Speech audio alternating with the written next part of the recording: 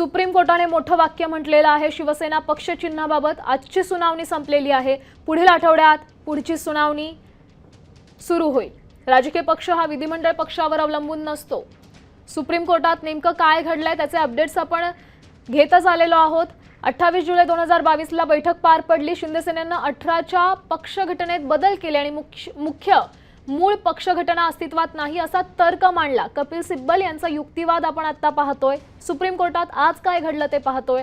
August ते October 2022 दरम्यान निवडणूक आयोगासमोरील प्रक्रियेत दोन्ही बाजूंनी पक्षाच्या संघटनात्मक रचनेतील समाधानकारक उत्तर दिलं नाही। त्याच वेळेसच्या राष्ट्रीय कार्यकारिणीत उद्धव ठाकरे यांच्या बाजूने 160 सदस्यांचं समर्थन होतं तर दुसऱ्या बाजूला शून्य समर्थन होतं असा युक्तिवाद कपिल सिब्बल यांनी आजच्या कोर्टात मांडलेला आहे। दोन्ही गट 18च्या पक्ष घटनेनुसार काम करत असल्याचं मान्य करतायत तर निवडणूक आयोग ती घटना कशी नाकारू शकतं आणि कोणत्या कार्यकारिणीत हे बदल झालेत। 17 फेब्रुवारी 2023 ला निवडणूक आयोगाने पक्ष चिन्ह शिंदे गटाला दिलेलं आहे।